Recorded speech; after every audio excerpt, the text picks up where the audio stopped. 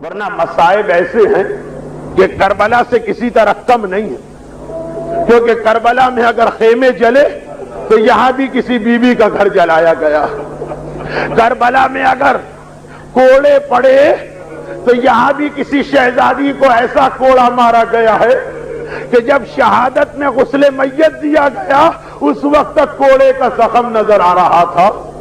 کربلا میں اگر ننھا علی اصغر شہید ہو گیا تو یہاں علی اصغر سے بھی چھوٹا شکم مادر میں کوئی شہزادہ محسن شہید کیا جا رہا۔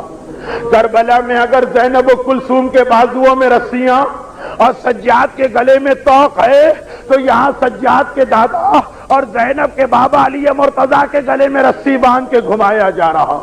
مصائب یہاں بھی کم نہیں، اور اگر کربلا میں کسی بچی سکینہ کے تماچے لگائے گئے، خبردار ماتم نہ کرنا، تو یہاں بھی کسی بیٹی کو باپ کے ماتم سے روکا جا رہا۔ ہم مدینے میں بیٹھ کر تجھے باپ کا ماتم نہ کرنے دیں گے۔ اور باب ادا وہ کربلا برحق، مگر یہ بھی کربلا مدینہ ہے جہاں وہ ساری مصیبتیں آپ کو نظر آئیں گی جو بعد میں کربلا میں نظر آئیں۔ اور اگر کربلا کا اختتام اس جملے پر ہوا تو یہ جملہ اس سے پہلے آپ کو مدینے میں نظر آیا۔ کربلا کا اختتام کس جملے پر ہوا کہ ایک مرتبہ کربلا والے مدینے واپس آ گئے۔ محمد حنفیہ حسین کے چھوٹے بھائی اپنے گھر کے لٹے ہوئے قافلے کا استقبال کرنے چلے، قافلے میں پہنچے، مردوں میں کوئی نظر نہیں آ رہا، ایک بوڑھا شخص نظر آیا، کہا کہ تو نے کہیں میرے بھتیجے سجاد کو دیکھا ہے؟ بس اتنا سننا تھا۔ اس بوڑھے نے تڑپ کے فریاد کی، چچا محمد حنفیہ آج کون سا دن آ گیا کہ سگا چچا اپنے بھتیجے کو نہیں پہچان رہا؟ ارے میں ہی تو آپ کا بھتیجا سجاد۔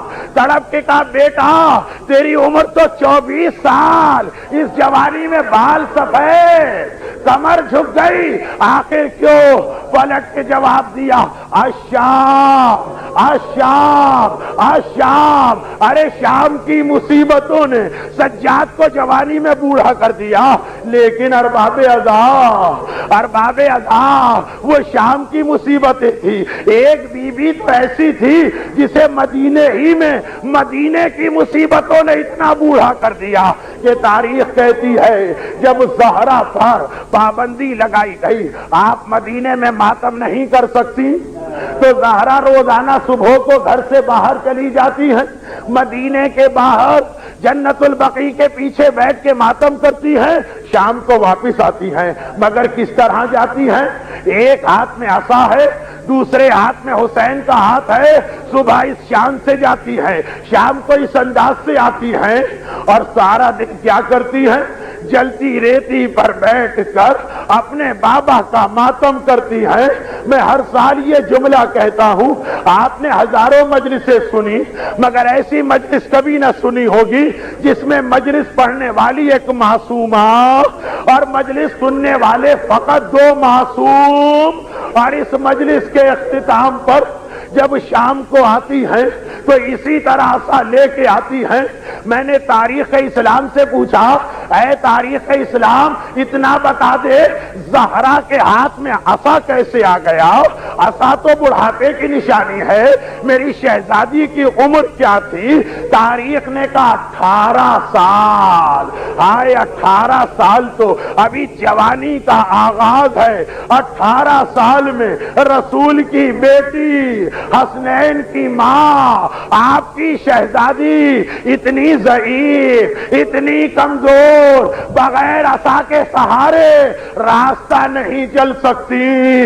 اور بس ایک آخری بات، اس کمزوری میں بھی زہرا کی کیفیت یہ ہے کہ آج کی صبح آئی، ایک مرتبہ میرا مولا بھی گھر سے باہر ہے، حسنین بھی گھر سے باہر ہیں، زہرا نے چادر اوڑھی، کہا اسماء کوئی مجھے پریشان نہ کرے، اور حسنین تڑپ کے حجرے میں آئے، اسماء ہماری ماں کہاں ہے؟ ابھی ہم نانا رسول اللہ کی قبر پہ گئے تھے، نانا کی آواز آئی تھی، حسین بیٹا تیری ماں دنیا سے جا رہی ہے، آخری سلام تو کر لے۔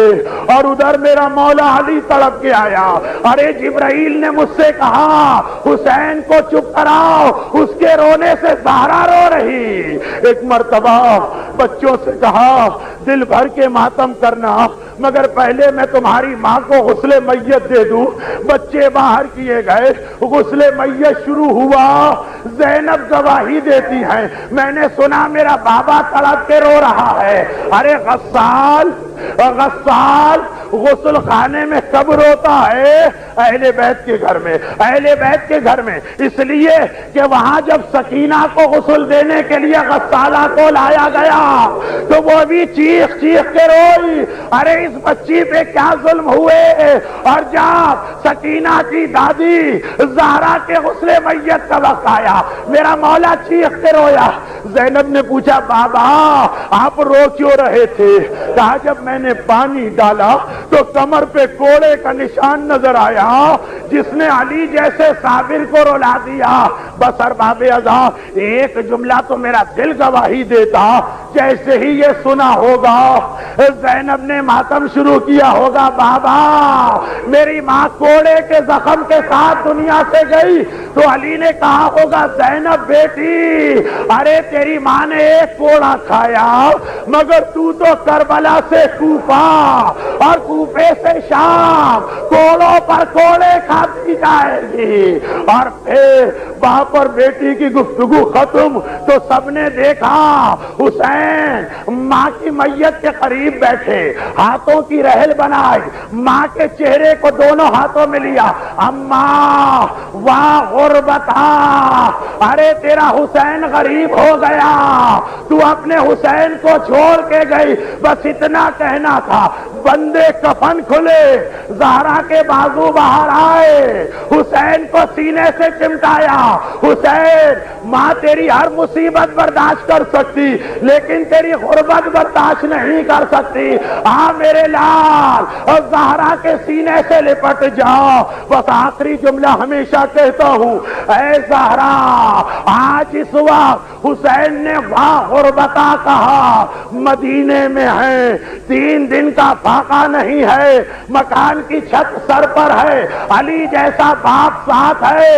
ارے ایک دن کربلا تو چلیے, حسین اکیلے رہ گئے, عباس نہیں, قاسم نہیں, ذوالجناح سے گر رہے ہیں. اے زہرا آپ مدینے میں برداشت نہ کر سکی, آگے بڑھیے, اپنے حسین کو گود میں لیجئے. ارے کربلا کی زمین بڑی گرم ہے, کنکر و پتھر بہت, آپ کا حسین زخموں سے یا مولا